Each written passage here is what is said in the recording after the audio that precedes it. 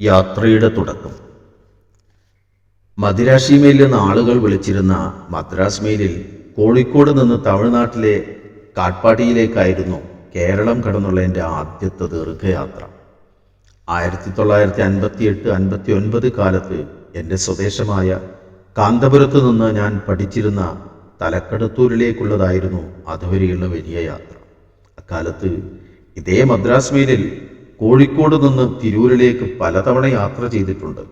അതുകൊണ്ട് തന്നെ ഈ ട്രെയിൻ ഏറെക്കുറെ പരിചിതവുമാണ്. ഈ റൂട്ടിലെ ജനങ്ങളുടെ ജീവിതത്തിൽ മദിരാശി മെയിലിനുള്ള സ്വാധീനം തലക്കടത്തൂരിലെ പഠനകാലത്തും മറ്റും അടുത്തറിയാൻ കഴിഞ്ഞിട്ടുമുണ്ട്. മലപ്പുറം ജില്ലയിലെ തിരൂർ, താനൂർ ഭാഗങ്ങളിൽ നിന്ന് മദ്രാസിലേക്കുള്ള കുടിയേറ്റത്തിന് ദീർഘകാലത്തെ ചരിത്രമുണ്ട്. അവിടെ നിന്ന് മദ്രാസിൽ ജോലിക്ക് പോകാത്തവർ കുറവാണ്. മദ്രാസിലെ ഹോട്ടൽ, ബേക്കറി കച്ചവടക്കാർ അധികവും ഈ ഭാഗത്തുള്ളവരാണ്. വിദഗ്ധ ചികിത്സയ്ക്ക് വെല്ലൂരിലേക്ക് പോകുന്ന രീതിയും ഈ ട്രെയിൻ കൊണ്ടുവന്നതാകണം. ട്രെയിൻ ഗതാഗതം ഇന്ത്യയിലേതുപോലെ മറ്റേതെങ്കിലും രാജ്യത്ത് ഗ്രാമങ്ങളെ ഇത്രയും ആഴത്തിൽ സ്വാധീനിച്ചിട്ടുണ്ടോ എന്നത് സംശയമാണ്. പുറം രാജ്യങ്ങളിലെ ട്രെയിനുകളിൽ ദീർഘമായി യാത്ര ചെയ്യേണ്ടി വന്നപ്പോൾ ഇക്കാര്യം ഞാൻ ആലോചിച്ചിട്ടുണ്ട്. ഇവിടുത്തെ ഗ്രാമങ്ങളും നഗരങ്ങളും തമ്മിലുള്ള അകലവും അന്തരവും ജനസംഖ്യയും തന്നെ പ്രധാന കാരണം. ഇന്ത്യയിലെ ഏറ്റവും പഴക്കം ചെന്ന ട്രെയിൻ സർവീസിൽപ്പെട്ട മദ്രാസ് മെയിൽ മലബാറിനും മദ്രാസിനുമിടയിലുള്ള ഒരു പാലമായി പ്രവർത്തിച്ചു.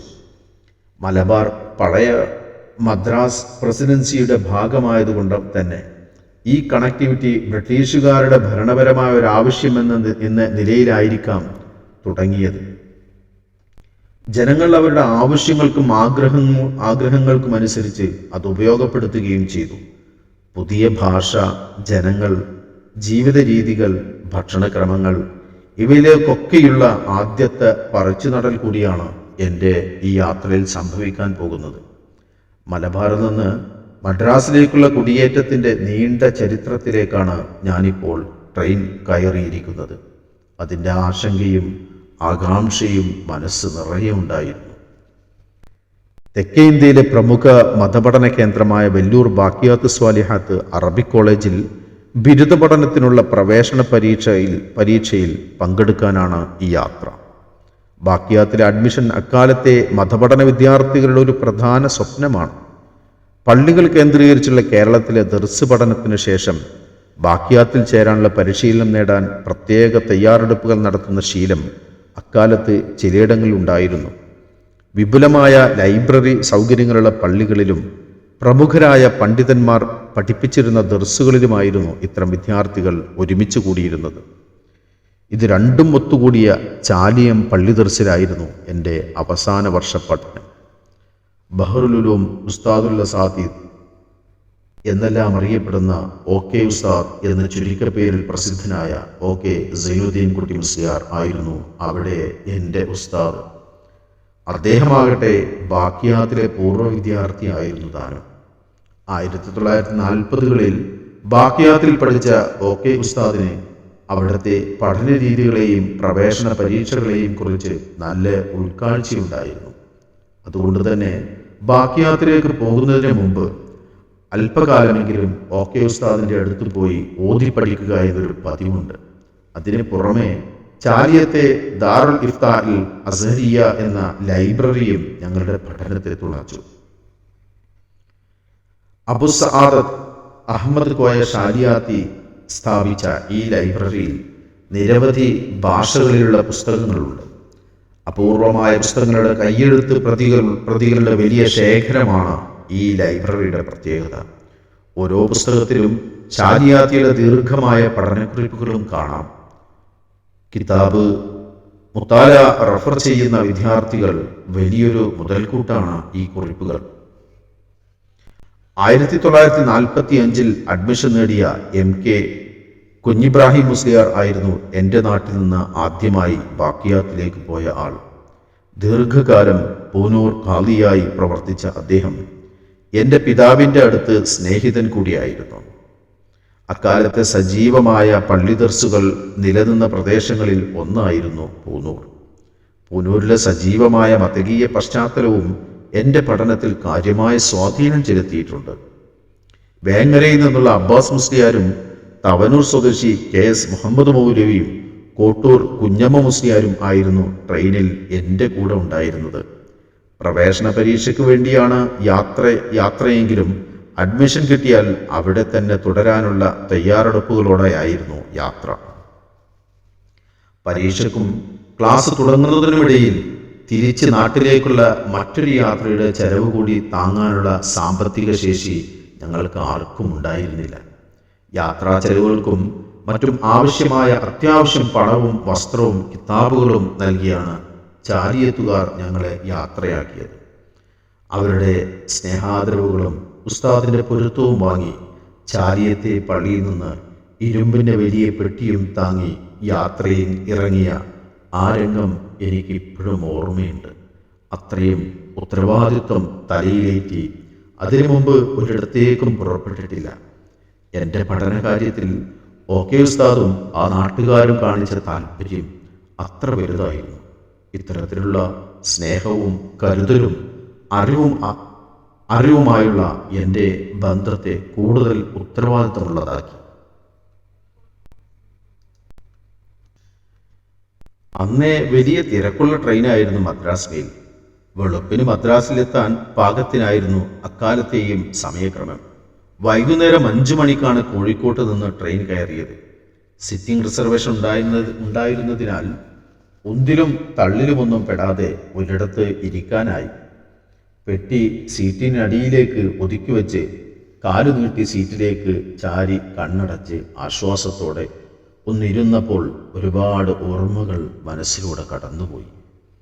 എന്നെ മതപണ്ഡിതനാക്കണമെന്ന ആഗ്രഹിക്കുകയും അതിനുള്ള ശ്രമങ്ങളും പരിശീലനവും നന്നേ ചെറുപ്പത്തിലെ തുടങ്ങിവെക്കുകയും ചെയ്ത ഉപ്പയുടെ മുഖം മനസ്സിൽ നിറഞ്ഞു നിന്നു. ഈ യാത്രയിൽ ഏറ്റവും സന്തോഷിക്കുമായിരുന്ന ഉപ്പ പക്ഷേ ഇന്ന് ഞങ്ങളോടൊപ്പമില്ല. ചെറിയ പെരുന്നാളിന് ശേഷം വെല്ലൂരിലേക്ക് പോകാൻ വേണ്ടി വീട്ടിൽ നിന്ന് ചാലിയത്തേക്ക് പുറപ്പെടുന്നതിന് മുമ്പ് ഞാൻ ഉപ്പയുടെ ഖബറിനടുത്ത് പോയിരുന്നു. ഖുർആൻ ഓതി ദീർഘമായി പ്രാർത്ഥിച്ച ശേഷമാണ് ഈ യാത്ര തുടങ്ങിയത് തന്നെ. ഉപ്പയുടെ തലഭാഗത്തിരുന്ന് വിശേഷങ്ങളൊക്കെ നേരിട്ടെന്ന പോലെ പറഞ്ഞു. വീടിനടുത്തുള്ള സലാമത്ത് നഗറിലെ ചെറിയ പള്ളിയിൽ നാട്ടുകാരെല്ലാവരും ചേർന്ന് എനിക്കൊരു യാത്രയപ്പ് സംഘടിപ്പിച്ചിരുന്നു. എൻ്റെ ജീവിത വഴികാട്ടികളിൽ ഒരാളായിരുന്ന കുഞ്ഞഹമ്മദ് മുസ്ലിയാരുടെ നേതൃത്വത്തിലായിരുന്നു ഇത്. എൻ്റെ ഉപ്പയുടെ കൂടി നേതൃത്വത്തിൽ ഉണ്ടാക്കിയ പള്ളിയായതിനാൽ അന്ന് അവിടെ സംസാരിച്ചവർക്കെല്ലാം ഉപ്പയെക്കുറിച്ചും ഇത് കണ്ടിരുന്നെങ്കിൽ ഉപ്പാക്കുണ്ടാകുമായിരുന്ന സന്തോഷത്തെക്കുറിച്ചുമായിരുന്നു പറയാനുണ്ടായിരുന്നത്. വല്ലാത്തൊരു വികാരമാണ് ഞാനിപ്പോൾ അനുഭവിക്കുന്നത്. ഇതൊരു സാധാരണ യാത്രയല്ലെന്നൊരു തോന്നൽ. ട്രെയിൻ പുറപ്പെട്ടപ്പോൾ തന്നെ പുതിയൊരു ലോകത്തേക്ക് എത്തിപ്പെട്ട പ്രതീതിയായിരുന്നു. വിശാലമായി പരന്നു കിടക്കുന്ന പുതിയ ആകാശം, പുതിയ ഭൂമി. ഇരുട്ട് പരന്നതോടെ ട്രെയിനിൻ്റെ ഒച്ച മാത്രം ബാക്കിയായി. ഒരു വലിയ ശബ്ദത്തിൽ കയറി നമ്മൾ യാത്ര ചെയ്യുന്ന പോലെ. ആ ഒച്ച മലബാറിൽ തീവണ്ടി സർവീസ് ആരംഭിച്ച കാലത്ത് വെളിയങ്കോട് ഉമർഖാദി എഴുതിയ തീവണ്ടി പൈത്തിനെ ഓർമ്മിപ്പിച്ചു. റഅയ്തു ബിബൈൻ അംസിയാ സ്വാഹി മർകബൻ യസീറു ബിലാ റിജ്ലിൻ അലാ റൈലി ഹാരിബാ ബിസൗതിൻ ബികൂകുകു വശീശിമാ അദ്ദുകാൻ വഫീഹിൽ ഉനാസു വൽ മതാഉ അജായിബാ. പുലർച്ചെയാണ് ട്രെയിൻ കാട്ട്പാടിയിലെത്തിയത്. റിസർവേഷനിലുള്ളത് കൊണ്ട് തിരക്കുകളില്ലാതെ രക്ഷപ്പെട്ടെങ്കിലും കൽക്കരി വണ്ടിയിൽ നിന്ന് പുറത്തു വന്ന പുകയും കരിയും വസ്ത്രത്തിൽ മുഴുവനും പറ്റിയിട്ടുണ്ട്. വെള്ളത്തുണി മുഷിപ്പ് എടുത്ത് കാണിക്കുകയും ചെയ്തു. നേരെ ബാക്കിയാത്തിലേക്ക് പോകാമെന്നായിരുന്നു ആലോചിച്ചത്. ഞങ്ങൾ 4 പേരും ആദ്യമായാണ് ഇങ്ങനെയൊരു അന്യദേശത്തെത്തിപ്പെടുന്നത്. തമിഴ് ആർക്കും വശവുമില്ല. അതിൻ്റെയൊക്കെ ഒരനിശ്ചിതത്വം ഞങ്ങളുടെ നടപ്പിലുണ്ട്. കാട്ട്പാടിയിൽ നിന്ന് വെല്ലൂരിലേക്ക് ഇനിയും 6 മൈൽ ദൂരമുണ്ട്. സ്റ്റേഷന് പുറത്ത് നിരനിരയായി നിർത്തിയിട്ടിരിക്കുന്ന കുതിരവണ്ടിയിൽ കയറിയാൽ മതി എന്ന് OK ഉസ്താദ് പറഞ്ഞിരുന്നു. അഡ്മിഷൻ സമയത്തിനാൽ സ്റ്റേഷനിൽ ബാക്കിയാത്തിലേക്കുള്ള വേറെയും ഒരുപാട് വിദ്യാർത്ഥികളുണ്ടായിരുന്നു. രാജ്യത്തിൻ്റെ വിവിധ ഭാഗങ്ങളിൽ നിന്നും എത്തിയവർ. നേരിട്ട് പരിചയമില്ലെങ്കിലും വേഷവും വെല്ലൂർ ഭാഗത്തേക്കുള്ള വണ്ടി കാത്തുള്ള നിൽപ്പും കണ്ട് ഞങ്ങളും ആ കൂട്ടത്തിൽ വരി നിന്നു. കാട്ട്പാടിയിൽ ഞങ്ങൾക്ക് പ്രത്യേകമായി ഒന്നും ചെയ്യാനുണ്ടായിരുന്നില്ല. ദൂരെ നിന്നെത്തുന്നവർ ഒന്നുകിൽ വെല്ലൂർ മിഷൻ ഹോസ്പിറ്റലിലേക്ക്, അല്ലെങ്കിൽ ബാക്കിയാത്തിലേക്ക്. അതായിരുന്നു ശീലം. ആ ശീലത്തിനനുസരിച്ചാണ് സ്റ്റേഷനിലെയും പരിസരത്തെയും പൊതുസൗകര്യങ്ങൾ സംവിധാനിച്ചിരിക്കുന്നത് തന്നെ. ആലോചിച്ചാൽ ഏതൊരു നഗരത്തിൻ്റെയും സ്ഥിതി അതാണ്. എല്ലാ നഗരങ്ങൾക്കും ഓരോ ശീലങ്ങളുണ്ടാകും. ആ ശീലത്തിലൂടെ നഗരം നമ്മളെ കൊണ്ടു നടത്തുകയാണ് ചെയ്യുക. അതുകൊണ്ട് തന്നെ നഗരജീവിതത്തിനു പൊതുവെ ജിജ്ഞാസ കുറവായിരിക്കും. ബാക്കിയാത്തിലേക്ക് ഞങ്ങൾ കയറിയ വണ്ടിയിലെ കുതിരയെപ്പോലും ആ യാന്ത്രികത പിടികൂടിയതുപോലെയുണ്ട്. വഴി തിരയേണ്ടി വരുമ്പോൾ പോലും വണ്ടിക്കാരൻ്റെ നിർദ്ദേശത്തിനൊന്നും കാത്തുനിൽക്കാതെ അതിങ്ങനെ മണികുലുക്കി ഓടുകയാണ്. വെളിച്ചം വന്നു തുടങ്ങിയിട്ടില്ല. മനസ്സ് നിറയെ പരീക്ഷയെക്കുറിച്ചുള്ള വേവലാതികളാണ്. കടുത്ത വേനൽക്കാലത്തെ കരിവണ്ടിയിലെ നീണ്ട യാത്രയുടെ ക്ഷീണം പേറയും. അതിനാൽ തന്നെ പുതിയൊരു നഗരത്തിലെത്തിയതിൻ്റെ ആവേശമൊന്നും ഞങ്ങൾക്കും ഉണ്ടായിരുന്നില്ല. അള്ളാഹു വിധിച്ചാൽ എല്ലാം വഴിയെ കാണുകയും അറിയുകയും ചെയ്യാമല്ലോ. ആ വിധിയുണ്ടാകാനുള്ള പ്രാർത്ഥനയാണ് ഇപ്പോഴും മനസ്സ് നിറയെ.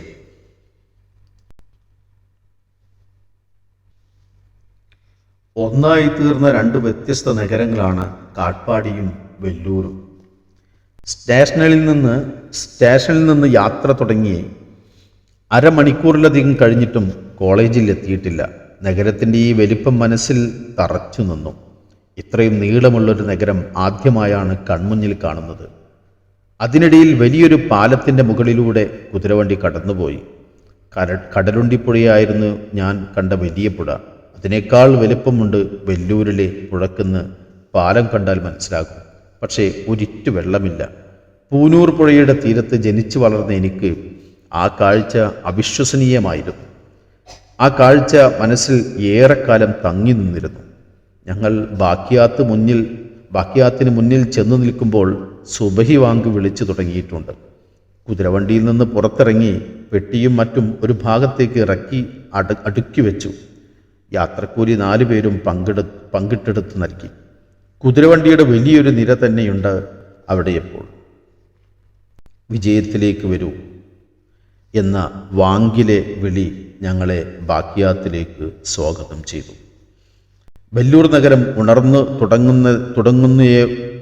തുടങ്ങുന്നേയുള്ളൂവെങ്കിലും ഇവിടെ അതല്ല സ്ഥിതി. നഗരം ഉണർന്നു തുടങ്ങുന്നത് ബാക്കിയാത്തിൽ നിന്നാണെന്ന് തോന്നിപ്പോകുമാറ് സജീവമാണ് അവിടെ. ആളുകൾ കൂട്ടമായി പള്ളിയിലേക്ക് നടക്കുന്ന കാഴ്ച ദൂരെ നിന്നേ കാണാം. കോളേജിൻ്റെ പഴക്കവും പ്രൗഢിയും ഒരുപോലെ അറിയിക്കുന്ന വലിയ കമാനത്തിന് മുന്നിലാണ് ഇപ്പോഴുള്ളത്. അവിടെ നിന്ന് ബാക്കിയാത്തിനെ കൺകുളിർക്കി ഒന്ന് നോക്കി. ലക്ഷ്യത്തിനടുത്തെത്തി നിൽക്കുന്ന ഓട്ടക്കാരൻ്റെ മാനസികാവസ്ഥയിലാണപ്പോൾ. മലർക്കെ തുറന്നു കിടക്കുന്ന ബാക്കിയാത്തിൻ്റെ വാതിൽപ്പാളിക്ക് മുകളിൽ ഖുർആൻ 18-ാം അധ്യായത്തിലെ 46-ാം സൂക്തം അതിമനോഹരമായി കുത്തിവെച്ചിട്ടുണ്ട്. എന്നെന്നും നിലനിൽക്കുന്ന സദ്വൃത്തികൾക്കാണ് പ്രതീക്ഷയിലും പ്രതിഫലത്തിലും അള്ളാഹുവിങ്കൽ മുൻതൂക്കം എന്നർത്ഥം വരുന്ന ഈ വിശുദ്ധ വാക്യത്തിൽ നിന്നാണ് ബാക്കിയാത്തിൻ്റെ പേരു തന്നെ ഉരുത്തിരിച്ചെടുത്തത്. ബാക്കിയാത്ത് എന്നതിന് സുസ്ഥിരം എന്നാണ് അർത്ഥം. ഭൗതിക ലോകത്തെ നശ്വരമായ അലങ്കാരങ്ങൾ എന്നതിന് വിപരീതമായാണ് ഖുർആൻ ആ പദം ഉപയോഗിച്ചിരിക്കുന്നത്. അറിവിനോടുള്ള ഈ സ്ഥാപനത്തിൻ്റെ സമീപനം ആ പേരിൽ നിന്ന് തന്നെ മനസ്സിലാക്കാം. ആ നിറമുറ്റത്തേക്ക് സുബഹി വാങ്കിനെ സാക്ഷിയും കരുതലുമാക്കി ഞങ്ങളും കാലെടുത്തു വെച്ചു.